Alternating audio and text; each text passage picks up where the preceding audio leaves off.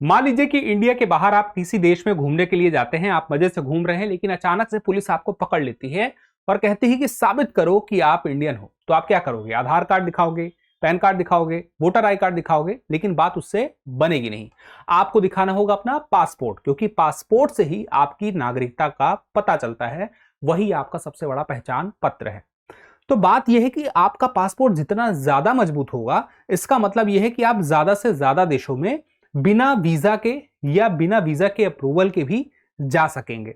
क्या प्रोसेस है, कैसे पता चलता है कौन सा पासपोर्ट ज्यादा मजबूत है और इससे क्या फायदा मिलता है और इसके क्या नुकसान हो सकते हैं, टॉप 10 कंट्रीज कौन सी है, टॉप 5 कौन सी है और सबसे पीछे की टॉप 5 कंट्री कौन सी है, भारत की क्या स्थिति है, सारी चीजें जानेंगे इस हिनले पासपोर्ट इंडेक्स 2026 के माध्यम से।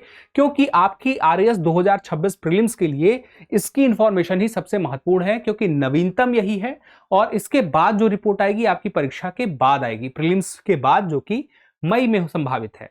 तो चलिए हम समझते हैं कि हिनले पासपोर्ट इंडेक्स 2026 आखिर जो आया है तो ये कब आया है। ये अभी जनवरी में आया है। 199 दुनिया भर के जो पासपोर्ट हैं उनको बता रहा है उनकी पावर और कितने डेस्टिनेशन में वो जा सकते हैं उसके आधार पर। तो वो है 227 डेस्टिनेशन, या इंग्लिश में मैं बोल रहा हूं, हिंदी में बोलेंगे तो गंतव्य स्थल। अब बात आती है ये हिनले पासपोर्ट इंडेक्स लाता कौन है। तो ये लेकर आता है हिनले एंड पार्टनर्स। तो हिनले एंड पार्टनर जो है लंदन में स्थित है, एक फर्म है और ये कोई यूएन का फर्म नहीं है और ना ही अंतर सरकारी संगठन है। इंटरनेशनल एयर ट्रांसपोर्ट अथॉरिटी जो है इसकी मदद करती है, IATA की इसकी मदद करती है। जो भी इंफो देना होता है, जो भी डेटा देना होता है इस हिनले एंड पार्टनर को, पासपोर्ट से जुड़ा हुआ, वो IATA देता है। जब वहां से सारा डेटा मिल जाता है तो फिर ये इंडेक्स तैयार करते हैं। तो पता चलता है कि इस बार सिंगापुर टॉप पे है। सबसे ज्यादा डेस्टिनेशन, 192 ऐसे डेस्टिनेशन हैं जहां पे इसे वीजा की जरूरत ही नहीं है। अब आप सोच रहे होंगे कि वीजा की जरूरत नहीं है, इससे पता चल रहा है क्या कि कौन सा पासपोर्ट ज्यादा मजबूत है? तो हाँ, इसी से पता चलता है, लेकिन वो कौन कौन से फैक्टर हैं। तो पहला यह है कि आपका पासपोर्ट जिन जिन जगहों पर जा सकता है जहां पे कोई वीजा ही नहीं चाहिए, तो एक तो हो गया कैटेगरी नो वीजा, या फिर वीजा ऑन अराइवल, यानी कि आप सोचिए कि आपको पहले से अनुमति नहीं। वीजा का मतलब क्या है? कोई देश अनुमति दे रहा है कि आप हमारे यहां आ सकते हैं। तो इनका यह है कि आप हमारे यहां आ जाइए, फिर आपको हम तो वीजा दे ही देंगे। तो ऐसी क्षमता जिस पासपोर्ट को है, सारे देश के पासपोर्ट को नहीं मिलती है, जिस पासपोर्ट को किसी देश के लिए कोई देश ऐसी क्षमता दे देता है तो इसका मतलब है कि उसकी वैल्यू है, वो रही है वहां पे। उसी तरह से नो वीजा, तो नो वीजा में मतलब आपको हम वीजा ही नहीं देंगे, जरूरत ही नहीं, आप तो आइए और घूमिए। और एक तीसरा है ETA। अब क्या, इलेक्ट्रॉनिक ट्रेवल अथॉरिटी। तो इसमें क्या है कि बस आपने इंफॉर्मेशन दे दिया उस देश को कि मैं आ रहा हूं, इंफॉर्मेशन देके आप चले गए, कोई आपने परमिशन नहीं ली है। तो इस बेस पे जब आप किसी देश पे जा सकते हैं, आपके पासपोर्ट को इतनी जो शक्ति है वो देश दे रहा है, अनुमति दे रहा है, तो इसका मतलब है कि आपका पासपोर्ट मजबूत है। तो जितने ज्यादा देशों में इस तरह से आप जा सकते हैं उतना ही मजबूत है, उसी हिसाब से रैंक बनी है। तो पहले नंबर पे जैसे मैंने बताया सिंगापुर है और ये तीसरे साल लगातार टॉप पे है। 227 डेस्टिनेशन में 192 डेस्टिनेशन में जाने के लिए इसको पहले से कोई अनुमति चाहिए ही नहीं, या तो नो वीजा या वीजा अराइवल या ETA। फिर उसके बाद दूसरे और नंबर पर दो देश हैं, यानी सेकंड रैंक पे दो देश हैं, जापान और साउथ कोरिया, 188 डेस्टिनेशन पे जा सकते हैं। तीसरे पे देशों की संख्या बढ़ गई है, डेनमार्क, लग्जमबर्ग, स्पेन, स्वीडन और स्विट्जरलैंड, 186 देश।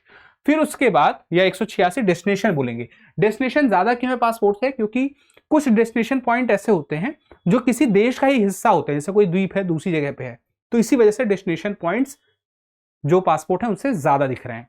फिर उसके बाद चौथे नंबर पे देखें तो Austria, Belgium, Finland, France, Germany, Greece, Ireland, Netherland, Norway, 185 गंतव्य, और हंगरी, पुर्तगाल, स्लोवाकिया, स्लोवेनिया और यूएई, 184 गंतव्य।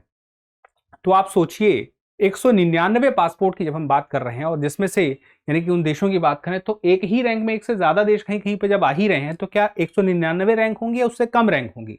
रैंक उससे कम है। टोटल 101 रैंक तक मामला गया है। भारत की स्थिति कहां पे है? भारत की 80 पे है। तो तो हमें समझना पड़ेगा पहले क्या था, अभी क्या हुआ है, और जो पीछे के देश हैं वो कौन से हैं। सारी बातों को जानेंगे, लेकिन एक बात समझिए कि इसी तरह से जो नवीनतम फैक्ट हैं, जो अपडेट है, वो आपको पता होना चाहिए। और जिस तरह से सिलेबस अभी हाल में बदला है, सिलेबस में अपडेट हुआ है, उसके हिसाब से भी तो आपकी तैयारी होनी चाहिए। और समय चूंकि सीमित है, या तो आपने अभी तक तैयारी शुरू नहीं की होगी और नए सिलेबस के साथ करना है, या तो आप तैयारी शुरू कर चुके हैं लेकिन अब सिलेबस के साथ अपने आप को ढाल लेना है, तो उसके लिए ये कोर्स बड़ा ही फायदेमंद है।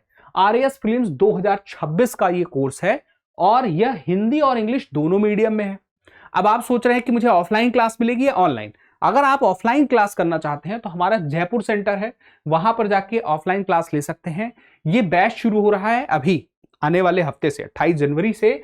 और ऑनलाइन क्लास करते हैं तो जयपुर की ही उन्हीं क्लासेस का एक्सेस आपको दृष्टि आईएएस के दृष्टि लर्निंग ऐप पर मिलेगा, जिसे आप अपने डिवाइस पर डाउनलोड कर सकते हैं।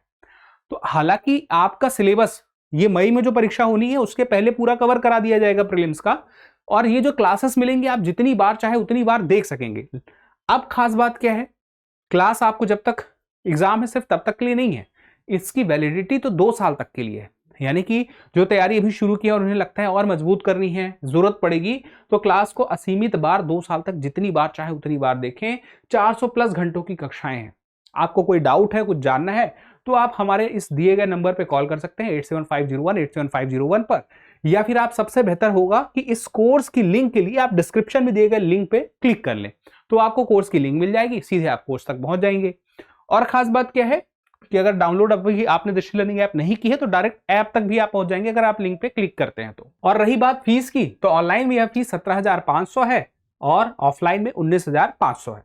अब हम आते हैं सबसे कमजोर पासपोर्ट वाले जो डेस्टिनेशन है, तो सबसे कमजोर में है अफगानिस्तान, जो सिर्फ 24 डेस्टिनेशन तक लेके जा सकता है। फिर सीरिया 26, इराक 29, पाकिस्तान और यमन आपको 31 और सोमालिया 33। जब आप ये नाम सुन रहे हैं तो नाम सुन के ही, अगर आपने थोड़ा बहुत भी अभी पढ़ा है, तो ये वो नाम ऐसे आपको लग रहा है कि हाँ ये पीछे तो होंगे ही। और भारत का पड़ोसी पाकिस्तान आप देखिए तो सबसे पीछे में से एक है।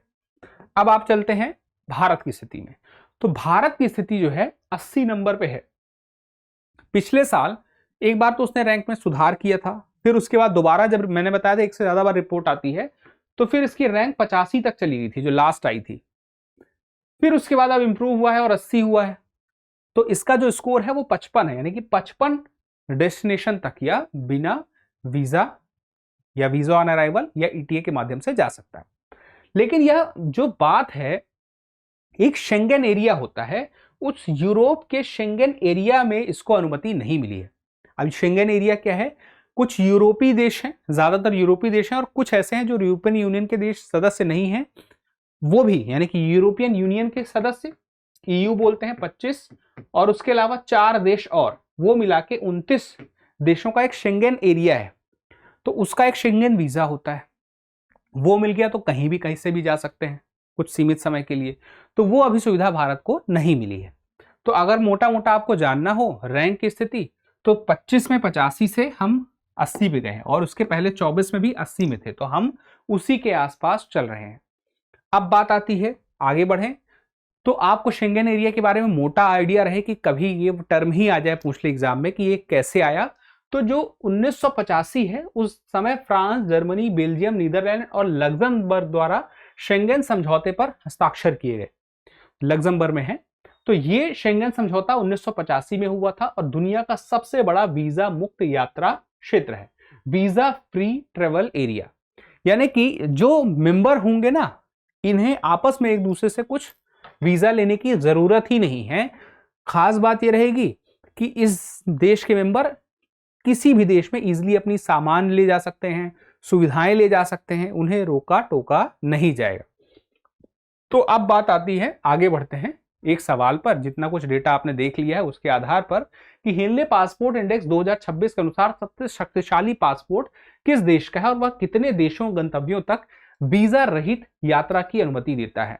ए जापान 188, बी सिंगापुर 192, सी दक्षिण कोरिया 188 और डी स्विट्जरलैंड 186। तो इस सवाल के जवाब जरूर दीजिएगा, क्योंकि जब आप जवाब देते हैं तो हमें और बेहतर करने की प्रेरणा मिलती है। चैनल सब्सक्राइब नहीं किया तो चैनल सब्सक्राइब कर लीजिए, क्योंकि आपकी परीक्षा से जुड़े हुए महत्वपूर्ण जानकारियां हम बीच बीच में ऐसे ही लेकर आते रहेंगे, जो आपके लिए बेहद ही लाभदायी होंगी। अब आगे बढ़ने के साथ ही, वीडियो खत्म करने के साथ, एक महत्वपूर्ण जानकारी कि अगर आप यूपीएससी की तैयारी के बारे में सोच रहे हैं, आप में से कुछ विद्यार्थी, और चाहते हैं कि आप घर बैठे कहीं से भी कभी भी तैयारी कर सकें, अगर आप जॉब में हैं या कॉलेज में हैं, या आप चाहते हैं कि बड़े शहर ना आना पड़े, तो जीएस स्टूडियो फाउंडेशन कोर्स आपके लिए बड़ी बेहतरीन एक पहल है। लाइव ऑनलाइन कोर्स है, दृष्टि आईएएस के दृष्टि लर्निंग ऐप पर है। आप दृष्टि लर्निंग ऐप पर जाएंगे तो वहां पे यह कोर्स आपको मिल जाएगा। खास बात क्या है कि 14 महीनों में पूरा आपका प्रीलिम्स और मेंस का जीएस कवर करा दिया जाएगा।